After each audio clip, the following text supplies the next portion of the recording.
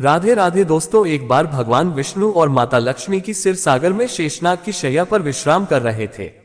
तभी भिन्नता पुत्र गरुड़ उस स्थान पर आ जाते हैं और भगवान विष्णु तथा माता लक्ष्मी के प्रभु मैं पृथ्वीलोक का भ्रमण करके आया हूँ।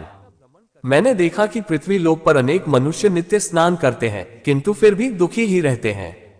उनके दुखी रहने का क्या कारण है? हे प्रभु, आप मुझे बताइए कि स्नान करने की सर्वोत्तम विधि क्या है? स्नान कब और कैसे करना चाहिए? स्नान करते समय कौन से मंत्रों का उच्चारण करना चाहिए? मेरे मन में इन सभी प्रश्नों को जानने की इच्छा निर्माण हो रही है। गरुड़ जी मां लक्ष्मी से भी पूछते हैं, यह माता, मैंने ये भी देखा है कि अनेक महिलाएं नित्य स्नान करके आपकी पूजा आराधना करती है, किंतु फिर भी उनके घर में आपका पास नहीं होता है। इसका क्या कारण है गरुड़ जी? भगवान विष्णु कहते हैं, लेकिन वीडियो में आगे बढ़ने से पहले एक छोटी सी रिक्वेस्ट है। अगर आपने ये चैनल अभी तक सब्सक्राइब नहीं किया है तो सबसे पहले सब्सक्राइब कर ले, ताकि सनातन धर्म से जुड़ी सारी जानकारियां आप तक सबसे पहले पहुंच सके। कमेंट्स बॉक्स में प्यार भरा राधे राधे लिखकर आपकी हाजिरी अवश्य दे। चलिए वीडियो करते हैं स्टार्ट। हे पक्षीराज, तुमने उचित ही प्रश्न किया है। स्नान करना अत्यंत आवश्यक होता है। स्नान से ही शरीर शुद्ध होता है।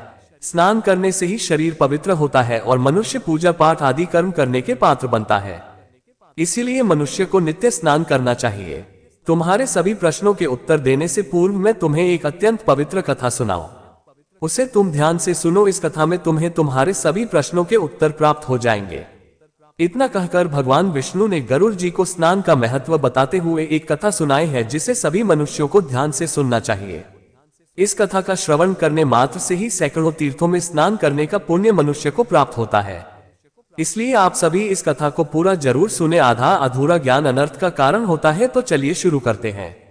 भगवान विष्णु कहते हैं, हे पक्षीराज, प्राचीन काल के देश में एक अत्यंत सुंदर नगर था, जहां पर एक धनवान सेठ रहता था, जिसकी 3 पुत्रियां थी। सेठ ने अपनी पुत्रियों को कभी किसी चीज की कमी होने नहीं दी। उसने उन्हें बड़े लाड प्यार से पाला था। उसकी पुत्री यहाँ बहुत ही सुंदर और चंचल स्वभाव की थी। एक पिता का जो जो कर्तव्य होता है वह सभी उस सेठ ने पूर्ण किया। अपनी पुत्रियों को उसने सब कुछ दिया, लेकिन उसने केवल एक गलती की। उसने अपनी पुत्रियों को शास्त्र ज्ञान नहीं दिया। जीवन में सब कुछ पाकर भी उसकी पुत्रियों का जीवन अधूरा था। ज्ञान के बिना कोई भी मनुष्य पूर्ण नहीं होता है। पैसा, संपत्ति, सौंदर्य होकर भी उसकी पुत्रियों के पास वह नहीं था जो प्रत्येक स्त्री के पास होना चाहिए। फिर जब उसकी तीनों पुत्रियों जवान हुई तो सेठ ने उसकी तीनों पुत्रियों का विवाह एक अच्छे कुल में कर दिया। तीनों के पति बड़े बड़े व्यापारी थे और सभी राजमहलों में रहने के लिए चली गई। जैसे ही तीनों रहने के लिए अपने घर चली गई, वहां पर उनका भव्य भव्य स्वागत किया गया। विवाद में की गई तीनों के ससुराल वालों ने उन्हें बहुत मान सम्मान दिया और सभी के साथ प्रेम से व्यवहार किया। वे तीनों अपने ससुराल में बड़े की मौत से रहने लगे। तीनों सुबह देर से जागती थी, देर से स्नान करती थी, बिना स्नान किए ही भोजन किया करती थी और कभी कभी ही पूजा पाठ किया करती थी। उनकी सास ने उन्हें कई बार टोका, लेकिन किसी ने अपनी सास की बात नहीं मानी और अपनी ही मनमानी करने लगी। लेकिन जैसे जैसे समय बीतता गया, उन तीनों पुत्रियों के ससुराल में परेशानियां बढ़ने लगी। तीनों के पतियों को व्यापार में आर्थिक नुकसान होने लगा और धीरे धीरे उनका सारा व्यापार डूबने लगा। दूसरों से कर्ज लेकर वह अपने व्यापार को चलाने लगे, लेकिन फिर भी उन्हें घाटे का ही सामना करना पड़ा, जिससे घर में कलेश होने लगा। बार बार लड़ाई झगड़े होने लगे। जब से ये तीनों उन घरों में रहने के लिए चली गई थी, तभी से उनके घर में संकट आने शुरू हो गए थे। उन तीनों बहनों के ससुराल में पैसे की इतनी तंगी हुई कि उन्हें अपना घर द्वार सब कुछ भेजना पड़ा और वे सभी झोपड़ी में जाकर, लेकिन वे तीनों बहनें झोपड़ी में रहना पसंद नहीं करती थी, इसीलिए अपने ससुराल को छोड़कर माई और अपने पिता के साथ रहने लगी। अपने घर पर आकर भी उन तीनों की आदत नहीं बदली और घर पर आकर भी वह तीनों बहनें बड़े मौत से रहने लगी। वहां पर भी वे तीनों देर से स्नान करती थी, बिना स्नान किए ही भोजन किया करती थी, जिस कारण से उनके पिता को भी व्यापार में नुकसान होने लगा और उसकी भी आर्थिक स्थिति खराब होने लगी। फिर बार बार भगवान विष्णु एक साधु का रूप धारण करके आ गए। सेठ ने उस साधु का प्रेम से स्वागत किया और उनके पैर धोकर उन्हें प्रणाम किया। फिर सेठ ने उस महान साधु को अपना दुख बताया और उस पर निवारण करने के लिए उपाय पूछा। सेठ ने अपनी पुत्रियों को भी बुलाया और साधु को उनके बारे में भी सारी हकीकत बता दी। जैसे ही उस साधु ने सेठ की तीनों पुत्रियों की तरफ देखा तो उन्हें सारी हकीकत पता चली। उन तीनों बहनों के चारों ओर नकारात्मक शक्ति का घेरा बना हुआ था जो उनके साथ ही चल रहा था। मैं जहां पर भी जाती वह नकारात्मक ऊर्जा उनका पीछा नहीं छोड़ रही थी। उस सिद्ध साधु ने उस सीट से कहा, तुम्हारी तीनों बेटियों की आदतों के कारण उनके चारों को और नकारात्मक ऊर्जा का घेरा बना हुआ है। इसी कारण से यह जहां पर भी जा रही है वहां पर केवल दुख और संकट आ रहे हैं। तुम्हारी तीनों पुत्रियों अत्यंत आलसी हैं।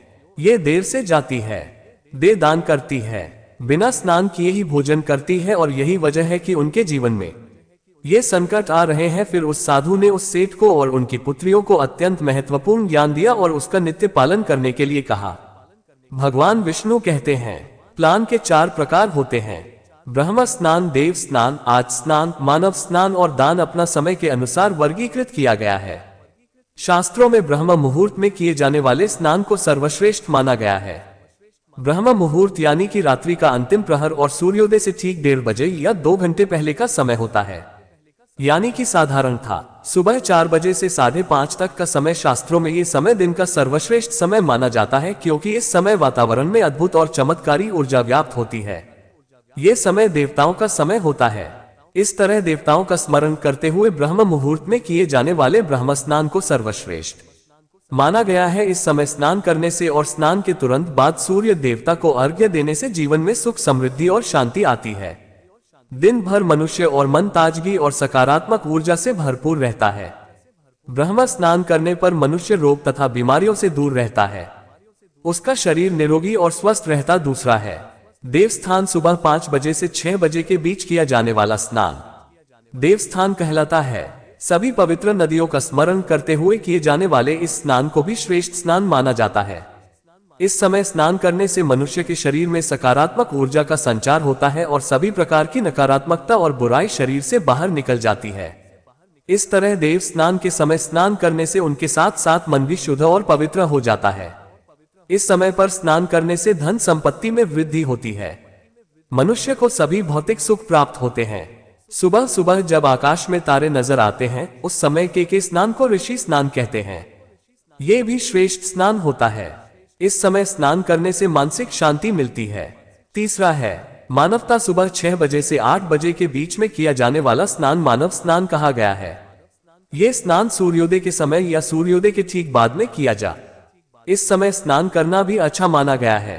शरीर में दिन भर ताजगी, स्फूर्ति और सकारात्मक ऊर्जा व्याप्त रहती है जो हमें किसी भी कार्य को करने के लिए उत्साहित करती है। किंतु मनुष्य को कभी सूर्य उदय के 2 घंटे बाद स्नान नहीं करना चाहिए, अर्थात सुबह 8 बजे के बाद स्नान करना अनुचित होता है।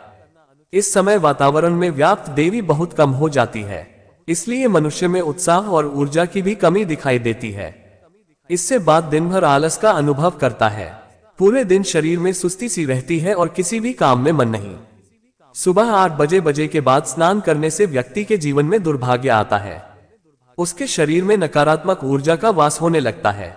ऐसा मनुष्य जिस स्थान पर भी जाता है उसके साथ दुर्भाग्य चला आता है। तुम्हारी ये तीनों पुत्रियों सुबह देर से स्नान करती थी, जिस कारण से उनके ससुराल की सारी संपत्ति नष्ट हो गई और अब तुम्हारी भी धन संपत्ति नष्ट हो रही है। सूर्य उदय होने के बहुत समय बाद तक भी जो लोग स्नान नहीं करते हैं उनके मन में दिन भर क्रोध, राग, द्वेष, नकारात्मकता, कमजोरी और चिड़चिड़ापन बना रहता है, जिससे इनके काम में मुश्किलें आ सकती है। इसलिए प्रतिदिन ब्रह्म स्नान, देव स्नान या मनुष्य स्नान करने की सलाह दी गई है।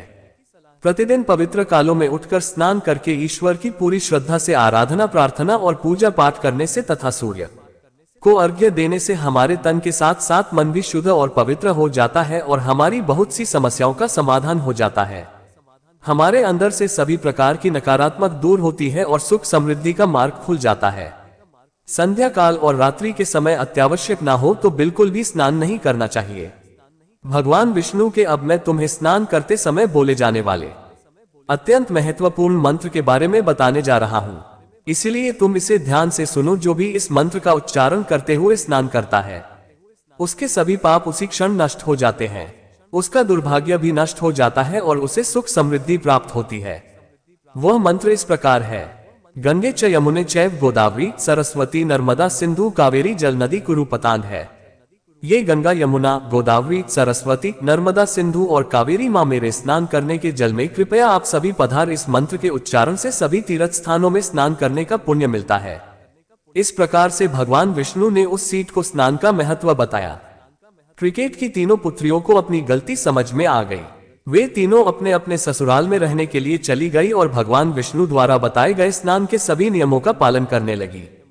तीनों सुबह ब्रह्मा कोर्ट में जाकर स्नान करने लगी और नित्य सूर्य को जल देने लगी। सुबह नित्य स्नान करने से उनका शरीर पवित्र हो गया और वह नकारात्मक ऊर्जा भी पूरी तरह से नष्ट हो गई। धीरे धीरे उनके पति का व्यापार भी ठीक से चलने लगा और उनका खोया हुआ सब कुछ उन्हें फिर से वापस मिल गया और तीनों बहनें बड़ी ही प्रसन्नता से अपने ससुराल में रहे। दोस्तों, इस प्रकार से हमारे जीवन में स्नान का बहुत अधिक महत्व होता है, इसीलिए हमें रोज सुबह जल्दी स्नान करना चाहिए। सुबह 8 बजे के बाद दान करना शुभ होता है। इस प्रकार से भगवान विष्णु ने गरुड़ जी को स्नान का महत्व बताया है। उम्मीद है आपको ये कथा पसंद आई होगी। गरुड़ पुराण कथा, रामायण, गीता और महाभारत की ऐसी कई रोचक कहानियां हैं जो हम आपको बताते रहेंगे। हमसे जुड़े रहने के लिए हमारे चैनल को सब्सक्राइब कीजिए। आपका बहुत बहुत धन्यवाद।